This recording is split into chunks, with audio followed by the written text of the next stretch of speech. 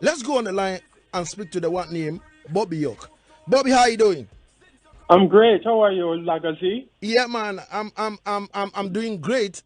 I'm playing the songs on the album, and I'm fascinated, with the combinations and the Yeah. names on it, and I'm like, how are you able to do this, man? It took me a long time. It took me 3 years to do that.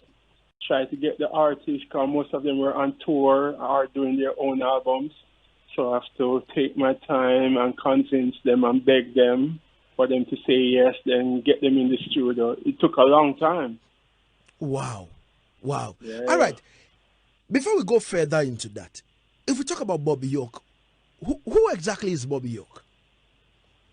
Well, I've been in the music since 1989. I've been recording for Sly and Robbie, Steely and Clevie, Burning Spear, Jimmy Cliff, Toots, the Marleys, and then in '94. I started producing reggae artists like Beanie Man, Bounty Killer, Capitan,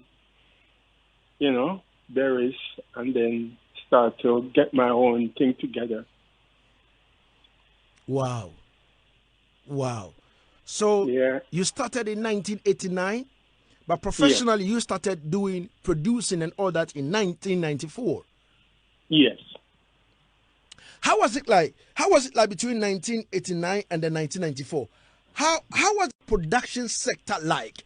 As a young youth, you hanging around with all the big names, the King Jammies, Yeah, the Black Scorpions, and all that, hanging around with them. yeah. How was it like?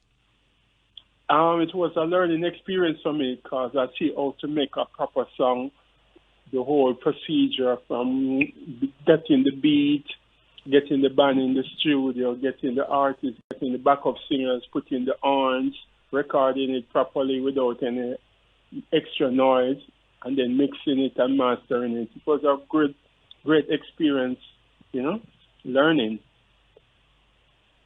All right, so who would we say, Bobby York, you learned from in terms of your production skills now?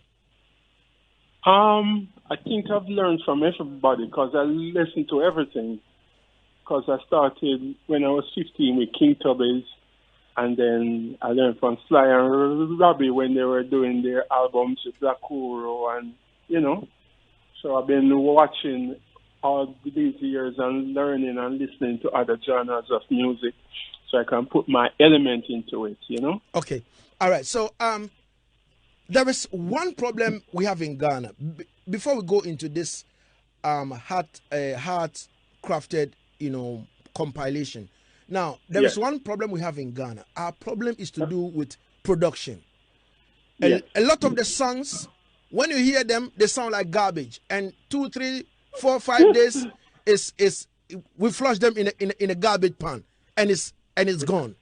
yes, So you being an expert, being around from 1989 to 1994, studying, learning, and then 1994 you started doing your own production with the names to do with Kiputan, Bonti Kilabini Man, and all that. I would like yes. to know from you, if we talk of production, like putting maybe tones together in order to make a beat, Yes. what goes into it?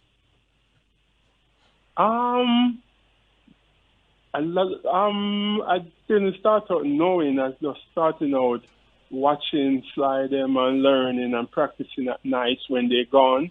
I just borrow their equipment and practice and learn from the mixing board how to record. Mm-hmm. So at that time, Buju used to sleep at the studio Okay.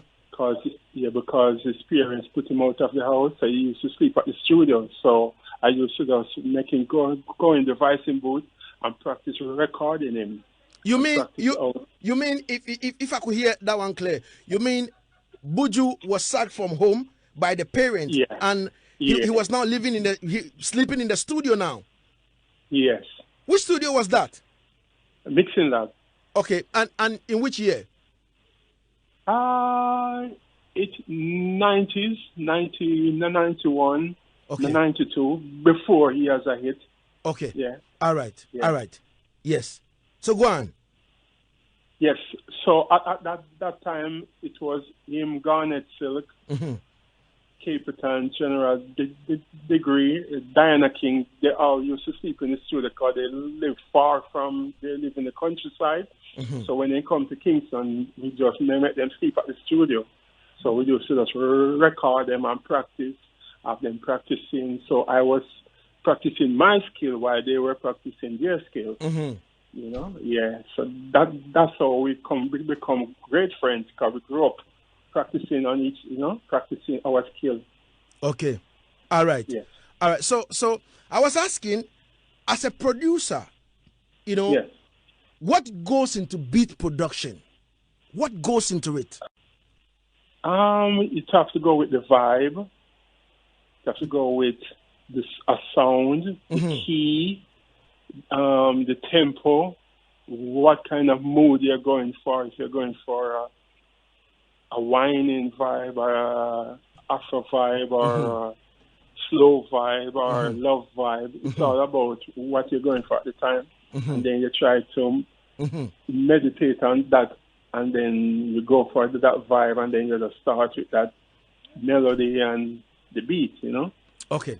So now, in terms of maybe creating beats and all that, how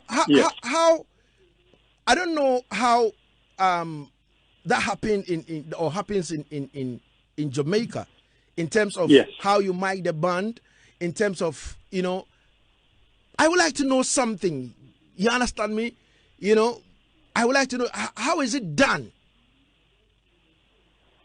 Oh, well, at that time we used to use drum machine. Okay. The MPC drum machine.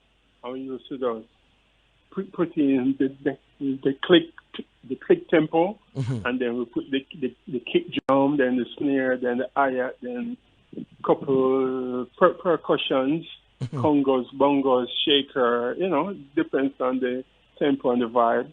And then we bring in a keyboard player, and he plays some phrase, some keys on it. And then we bring in the artist, and then they hold the mic and start to build their lyrics for the beat. Okay. All right. Yeah. Ladies and gentlemen, this is Hitz 103.9 FM. And trust me, it's exactly 55 going into the R8 here on Hitz 103.9. The show is Yaad Settingz. My name is King Lagazee, and I'm having a one-on-one reasoning with top producer from Jamaica.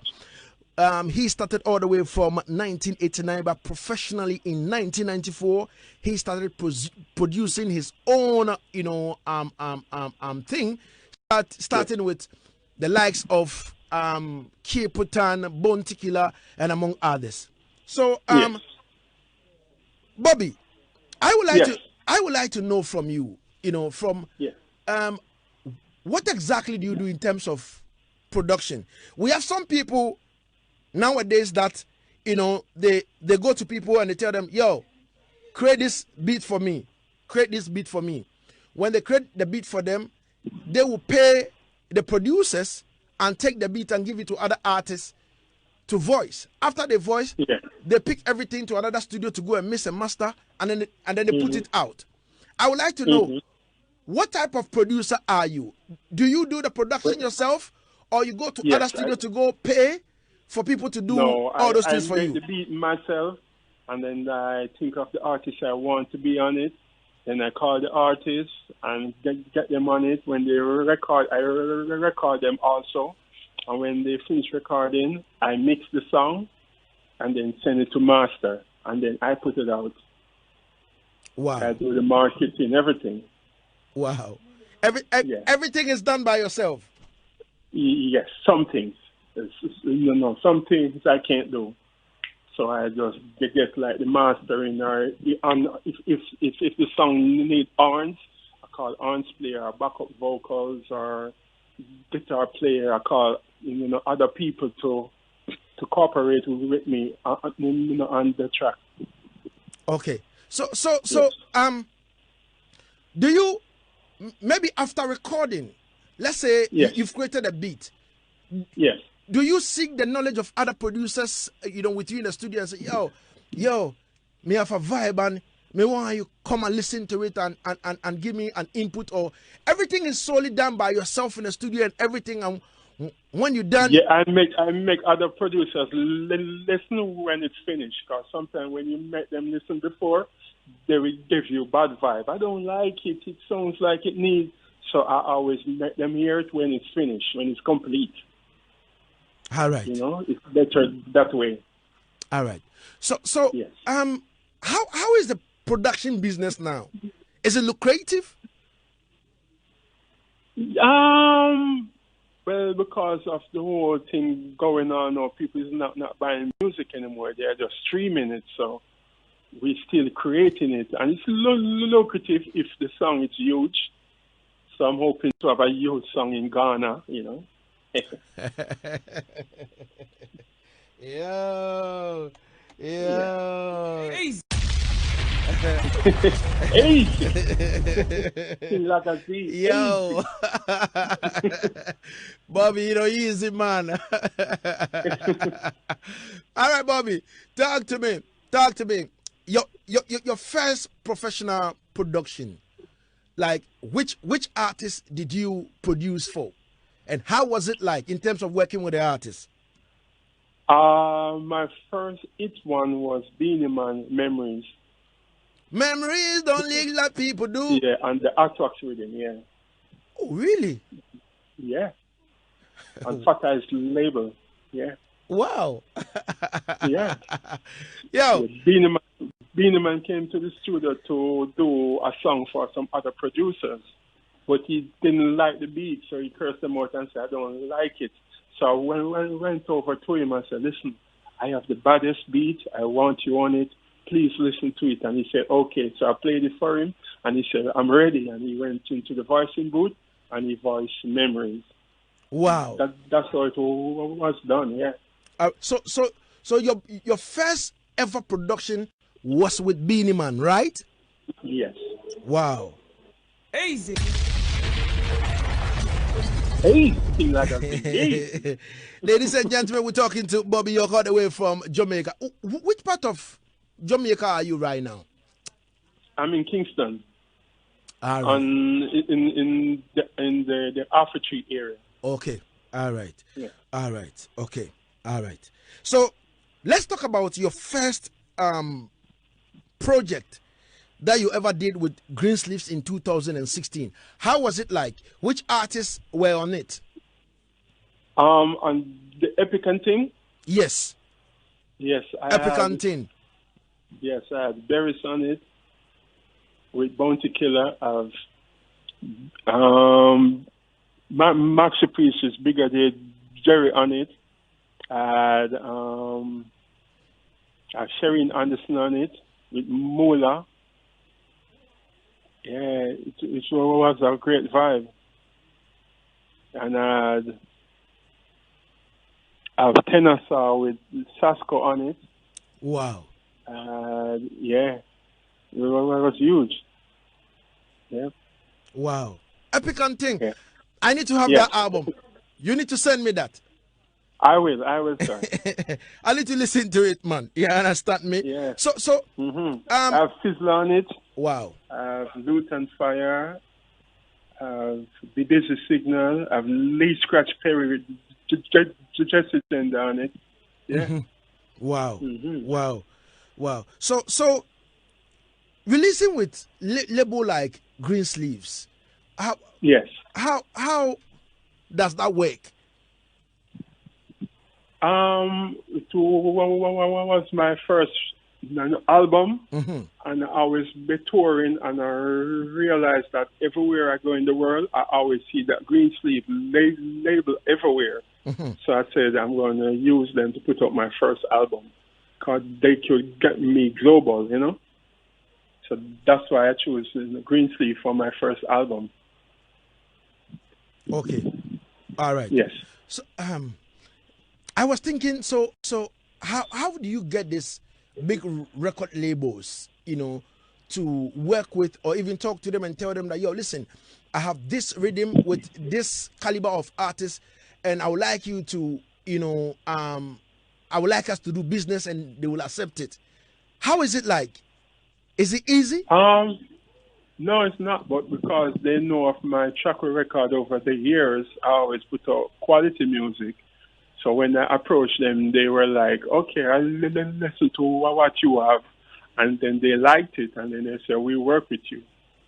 Wow. You know? Wow. Yeah. Wow. Wow. I see.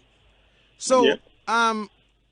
There's a question over here coming from Azantu Rastafari, and anybody who want to ask Bobby York a question, you go on my Facebook at King Lagazee, or you come on a Lagazee Sound International page on a live, and then you put in your question, and I'll gladly read them for you. Now, Azantu Rastafari want to find out. He said, King Lagazee, I want to ask Bobby, how much does it cost for one production to be made? Not the exact figure, but with all due respect, I want him to give me a range in terms of working with him. It depends on the song and who you're putting on the song and what kind of song it is. So it can be various prices, because if you buy a beat and just put someone on it, that could be cheaper. Or if you're doing it on a big scale, you have to bring in musicians and pay them and pay for the studio time, pay for the person to mix it and master it. So it varies. So he would like to know if you can give him a range. I don't know what kind of song he does. Reggae? Yes, he does reggae. Afro? No, he does reggae. He's a reggae artist. Well, I don't know, because it could be various, all kind of prices. Yeah. So I want you to give him maybe. I think it might cost between some might cost between maybe $10 to $20, or some might cost between $10,000 to maybe $20,000. You understand? He wants to know that particular range. It could be from 5,000 to 10,000. It could be from 5,000 to 10,000 US. Or 3,000 to 10,000. It depends on what kind of and what you're putting the song, what the orange, what kind of vibe, Mm-hmm. Because some songs take longer than some. Okay, all right. Yeah. Let's talk about a brand new project, and yes, this one you are kind of working hand in hand with VPAL, which is a subsidiary of VP Records. Yes. I want you to put us in camera what exactly this project is. Heart Cratfted.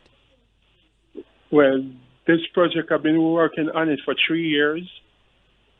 I wanted to make the baddest album ever, so I wanted to put on the biggest artists on it.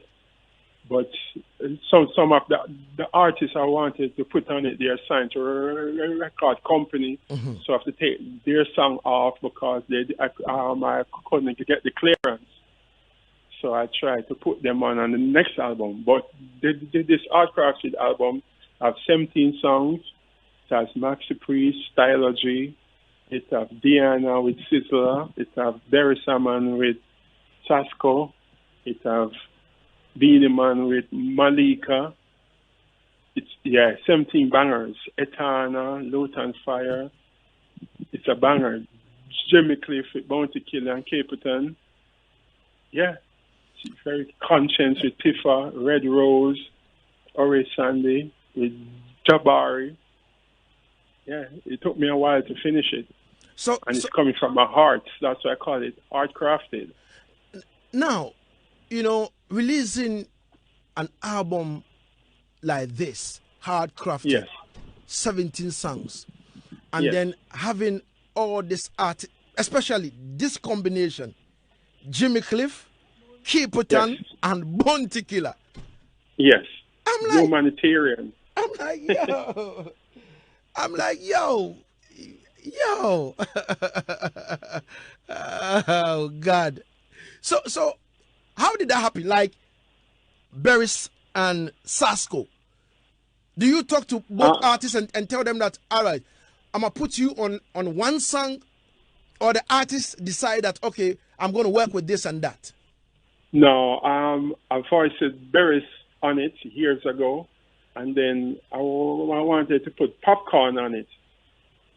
And then the popcorn, and then I found out he signed to Drake, so we couldn't put out popcorn voice. So that's why I went with Sasko, because I figured Sasko would be the next great option, you know? Okay. Yes. All right. All right, Bobby.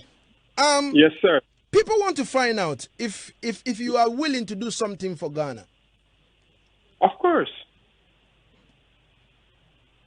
Of course. So how would the deal be like in terms of you wanting to work, with a Ghanaian artist? Are you going to do something solely for Africa? A lot of the time people do these things and they totally forget about Africa. They don't put, and we have good artists from Africa as well. What I will do is teach them production. Mm-hmm.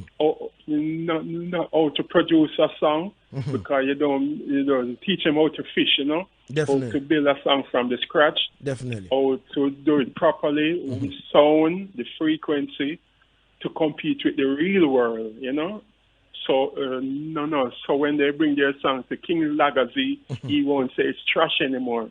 He would say, "Good job, gentlemen. I love this." So that's what I would want to do for Ghana. Okay. All right. Yes. And in Ghana too, we have a lot of reggae artists over here. We have good yes. ones. We have good ones over here that you would love to work with. Nice. So can I put them on my next album? Definitely. Mm-hmm. Definitely.